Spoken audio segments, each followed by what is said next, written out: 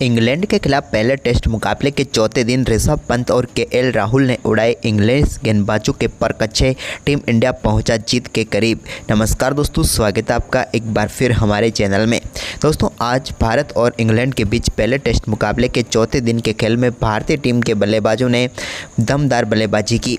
KL Rahul और ऋषभ पंत के शतकों से टीम इंडिया ने मुकाबले में कमर कस ली है या फिर पकड़ बना ली है। तो दोस्तों, हम आपको इस मुकाबले के चौथे दिन के खेल का पूरा हाईलाइट तो इस वीडियो में बताएंगे, लेकिन दोस्तों उससे पहले आप भी टीम इंडिया के खिलाड़ियों के शानदार व दमदार परफॉर्मेंस को देखकर खुश हैं तो इस वीडियो को एक लाइक जरूर कर दें और साथ ही साथ चैनल पर नए हैं और अभी तक चैनल को सब्सक्राइब नहीं किया तो चैनल को सब्सक्राइब करके बेल आइकन जरूर दबा लें। तो चलिए दोस्तों, जानते हैं चौथे दिन के खेल का पूरा हाईलाइट। तो दोस्तों, आज चौथे दिन के खेल की शुरुआत करने के लिए टीम इंडिया की तरफ से केएल राहुल के साथ भारतीय टीम के कप्तान शुभमन गिल उतरे। लेकिन दोस्तों, आज के दिन टीम इंडिया की शुरुआत उतनी अच्छी नहीं रही और ब्रेंडन कार्स ने शानदार गेंदबाजी करते हुए भारतीय टीम को पहला झटका यहां पर शुभमन गिल के रूप में दे दिया। शुभमन गिल को बोल्ड करके पेविलियन भेजने में कामयाब हुए ब्रेंडन कार्स और बड़ा झटका टीम इंडिया को कप्तान के रूप में लगा। कप्तान इस पारी में ज़्यादा कुछ खास नहीं कर पाए और 16 गेंदों का सामना करने के बाद सिर्फ 8 रनों की पारी खेलकर यहां पर पेविलियन लौट गए शुभमन गिल और टीम इंडिया को करारा झटका लगा। लेकिन इसके बाद टीम इंडिया के संकट मोचक क्रीज पर आ गए थे ऋषभ पंत। ऋषभ पंत ने आते ही शानदार बल्लेबाजी करते हुए एक बेहतरीन चौका यहां पर जड़ दिया। 26वें ओवर की चौथी गेंद पर उन्होंने क्रिस वॉक्स की गेंद पर बड़ा शॉट खेला और गेंद को चौके के लिए बाउंड्री लाइन के पार भेज दिया। हालांकि लकी रहे कि आउटसाइड एज के जरिए भी यहां पर उन्हें चौका मिल गया। इसके बाद 29वें ओवर की चौथी गेंद पर ब्रेंडन कार्स की गेंद पर शानदार बल्लेबाजी करते हुए केएल राहुल ने यहां पर 2 रन लिए और इसी के साथ शानदार बल्लेबाजी करते हुए अपने टेस्ट कैरियर का उन्होंने 18वां अर्धशतक भी पूरा कर दिया। केएल राहुल की दमदार बल्लेबाजी यहां पर देखने को मिली और महत्वपूर्ण पारी उनके बल्ले से निकली जहां पर टीम इंडिया को सख्त जरूरत थी। इसके बाद ऋषभ पंत ने यहां पर आक्रामक खेल दिखाते हुए क्रिस वॉक्स की एक और गेंद को आगे बढ़कर चौके में तब्दील कर दिया। ये भी उनके बल्ले से निकला हुआ एक और बेहतरीन चौका था। इसके बाद ऋषभ पंत ने 33वें ओवर की तीसरी गेंद पर भी एक और बड़ा शॉट खेलते हुए गेंद को चौके के लिए बाउंड्री लाइन के पार भेज दिया। ये चौका टॉपेज के जरिए उनके बल्ले से निकला था। इसके बाद तो ऋषभ पंत ने अपने खेल को और भी शानदार तरीके से आगे बढ़ाया। तो यहाँ पर इसी बीच केएल राहुल ने भी 45वें ओवर की पहली गेंद पर एक और शानदार चौका यहाँ पर जड़ दिया और एक और बेहतरीन क्लासिक शॉट केएल राहुल के बल्ले से देखने को मिला। वहीं पर इसके बाद दोनों बल्लेबाजों ने यहाँ पर पहले सत्र में टीम इंडिया के लिए और भी बेहतरीन शॉट खेलते हुए नजर आए, चाहे जोश टांग हो या फिर हो शोएब बशीर। हर एक गेंदबाज की गेंद को बाउंड्री लाइन तक पहुँचा दिया इन दोनों बल्लेबाजों ने। वहीं पर भारतीय टीम ने पहले सेशन में 24 ओवर में 63 रन बनाए और सिर्फ 1 विकेट गंवाया पहले सेशन में। वहीं पर इसके बाद दूसरे सेशन के लिए एक बार फिर टीम इंडिया की तरफ से केएल राहुल के साथ ऋषभ पंत क्रीज पर उतरे। तो इस दौरान यहां पर आते ही शानदार चौका एक बार फिर से जड़ दिया बेहतरीन बल्लेबाजी करते हुए केएल राहुल ने और गेंद को इन्होंने बाउंड्री लाइन के पार भेजा।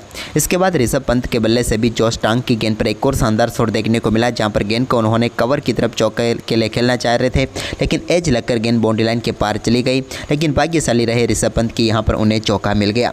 इसके बाद उन्होंने यहाँ पर शानदार तरीके से एक और चौका जोश टांग की ही गेंद पर लगाया, जब थोड़ा सा आगे बढ़कर गेंद को बाउंड्री लाइन के पार भेज दिया। इसके बाद केएल राहुल ने शानदार शॉट खेलते हुए गेंद को स्वीप के जरिए बाउंड्री लाइन के पार भेजा और उन्होंने यहाँ पर बेहतरीन चौका जड़ दिया बशीर के सामने। इसके बाद दोस्तों यहाँ पर बारी थी ऋषभ पंत के अर्धशतक की, क्योंकि काफ़ी देर से शानदार बल्लेबाजी कर रहे थे और धीरे धीरे अपने अर्धशतक की तरफ आगे बढ़ रहे थे। अर्धशतक के पहले पहुँचने से पहले उन्होंने एक शानदार चौका जरूर जड़ा था, लेकिन इसके बाद अर्धशतक के लिए उन्होंने 57वें ओवर की चौथी गेंद पर लिए 2 रनों के साथ ही शानदार बल्लेबाजी करते हुए अपना बेहतरीन अर्धशतक पूरा कर लिया। और टीम इंडिया जिस समय मुश्किल में थी वहाँ पर एक बार फिर से खड़े हो गए यहाँ पर ऋषभ पंत और बेहतरीन बल्लेबाजी करते हुए शानदार अर्धशतक उन्होंने यहाँ पर पूरा कर लिया। इसके बाद दोस्तों यहाँ पर ऋषभ पंत ने आक्रामक खेल दिखाना शुरू किया। तो 58वें ओवर के में शानदार बल्लेबाजी करते हुए 100 ओवर की दूसरी गेंद पर उन्होंने गेंद को 6 रनों के लिए बाउंड्री लाइन के पार भेज दिया। तो इसी ओवर की चौथी गेंद पर भी उनके बल्ले से एक और बड़ा शॉट देखने को मिला और एक और शानदार छक्का उनके बल्ले से देखने को मिला, यानी कि बैक टू बैक 2 छक्के यहाँ पर एक ही ओवर में ऋषभ पंत के बल्ले से देखने को मिले। इसके बाद केएल राहुल और ऋषभ पंत के बीच ये साझेदारी तो कमाल की हो ही गई थी, लेकिन केएल राहुल भी कहाँ पीछे रहने वाले थे। उन्होंने भी एक और शानदार चौका पुल शॉट के जरिए खेला और गेंद को बेहतरीन तरीके से स्क्वायर लेग की तरफ बाउंड्री लाइन के पार भेज दिया। अब केएल राहुल भी अपने शतक की तरफ आगे बढ़ रहे थे। यहाँ पर उन्होंने एक और शानदार शॉट खेला। जब शोएब बशीर गेंदबाजी करने आए तो उनकी गेंद को बेहतरीन तरीके से चौके में तब्दील कर दिया केएल राहुल ने और इसी के साथ शानदार बल्लेबाजी करते हुए अपना शानदार शतक भी पूरा कर डाला। 202 गेंदों का सामना किया यहाँ पर केएल राहुल ने और शानदार बल्लेबाजी करते हुए अपना एक और शानदार शतक पूरा कर लिया। केएल राहुल से इस पारी की उम्मीद थी क्योंकि संकट मोचन टीम इंडिया का बनना था और बन गए यहाँ पर केएल राहुल और शानदार शतक उन्होंने जड़ डाला। इसके बाद दोस्तों बारी थी ऋषभ पंत के बल्ले से रन उगलने की, क्योंकि शतक के करीब तो वो भी पहुंच गए थे यानी कि 88 रनों पर। तो उन्होंने 63वें ओवर की दूसरी गेंद पर एक और शानदार चौका जड़ दिया, जहाँ पर गेंद को बेहतरीन तरीके से पुल किया और गेंद को बाउंड्री लाइन के पार भेजा। इसके बाद दोस्तों यहाँ पर एक और शानदार तरीके से ऋषभ पंत ने 64वें ओवर की 5वीं गेंद को भी बाउंड्री लाइन के पार भेज दिया, जहाँ पर बेहतरीन कट किया उन्होंने गेंद को और शानदार तरीके से चौका जड़ दिया। इसके बाद केएल राहुल ने यहाँ पर 65वें ओवर की पहली गेंद पर ब्रेंडन कार्स की एक और गेंद को शानदार तरीके से चौके में तब्दील करते हुए बाउंड्री लाइन के पार भेजा। वहीं पर दोस्तों ऋषभ पंत अपने शतक के करीब पहुँच रहे थे तो काफ़ी संभल कर बल्लेबाजी करते हुए नजर आए और हर एक शॉट से पहले वो यहाँ पर फूंक कर कदम रख रहे थे, लेकिन आखिरकार वो अपने शतक तक पहुँच गए जब 70वें ओवर की चौथी गेंद पर उनके बल्ले से बशीर की गेंद पर एक सिंगल निकला और इसी सिंगल के साथ दमदार बल्लेबाजी करते हुए एक की और शतक यहाँ पर उन्होंने ठोक दिया और भारतीय टीम के लिए इंग्लैंड में एक मैच में 2 शतक लगाने वाले पहले भारतीय विकेटकीपर व पहले भारतीय बल्लेबाज भी बन गए। यहाँ पर क्राउड से यहाँ पर सेलिब्रेशन का इंतजार कर रहे थे सुनील गावस्कर। उन्होंने भी कहा कि अपना फेवरेट यहाँ पर सेलिब्रेशन करो, लेकिन यहाँ पर ऋषभ पंत ने वो तो नहीं किया, लेकिन यहाँ पर एक अलग प्रकार का सेलिब्रेशन दिखाया और एक और शानदार दमदार शतक उनके बल्ले से देखने को मिला। ऋषभ पंत शतक के बाद तो और भी आक्रामक हो गए जब उन्होंने शानदार बल्लेबाजी करते हुए यहाँ पर जो रूट के सामने एक बड़ा शॉट खेला और गेंद को सामने की तरफ 1 बाउंस चौके के लिए बाउंड्री लाइन के पार भेज दिया। तो वहीं पर इसके बाद एक बार फिर जब 71वां ओवर डालने आए जो रूट तो उनके ओवर की तीसरी गेंद को स्टैंड में पहुंचाने में कामयाब हुए ऋषभ पंत और दमदार छक्का उनके बल्ले से यहाँ पर भी देखने को मिला। इसके बाद ऋषभ पंत ने एक और दमदार शॉट खेलते हुए गेंद को मिड विकेट की तरफ चौके में तब्दील कर दिया। लेकिन इसके बाद दोस्तों ऋषभ पंत तो अब अलग ही मूड में दिख रहे थे, लेकिन एक और बड़ा शॉट खेलने के लिए गए वो 72वें ओवर की चौथी गेंद पर, लेकिन यहाँ पर इस बार गलती हो गई और गेंद सीधे पहुँच गई जैक क्रॉली के हाथ में, जिन्होंने शानदार कैच पकड़ा और समाप्त हुई यहाँ पर ताबड़तोड़ पंत की पारी, जहाँ पर उन्होंने एक बार फिर से कमाल की पारी खेलते हुए मात्र 140 गेंदों का सामना किया और 118 रन ठोक डाले। इस दौरान उनके बल्ले से 15 चौके तो 3 बड़े छक्के भी देखने को मिले। उनके आउट होने के बाद यहाँ पर कमान संभाली करुण नायर और केएल राहुल ने। तो यहाँ पर करुण नायर ने भी एक रिवर्स स्वीप के जरिए अपने कमबैक रन बनाए, यानी कि अपना खाता खोल डाला।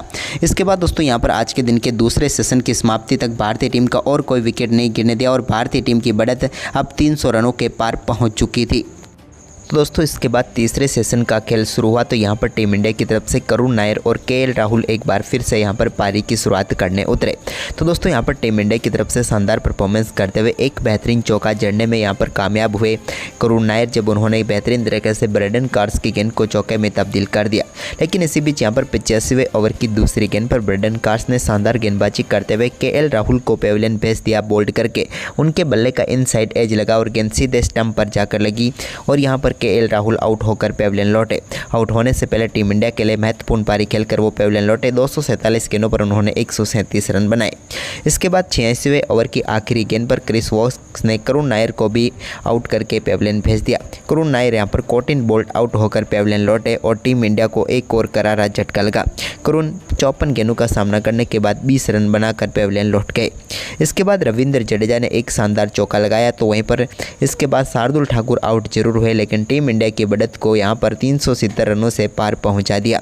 लेकिन अब भारतीय टीम को जीत के लिए इंग्लैंड के 10 विकेटों की जरूरत थी। तो दोस्तों आपको क्या लगता है टीम इंडिया 10 विकेट ले पाएगी? हमें कमेंट करके जरूर बताएं।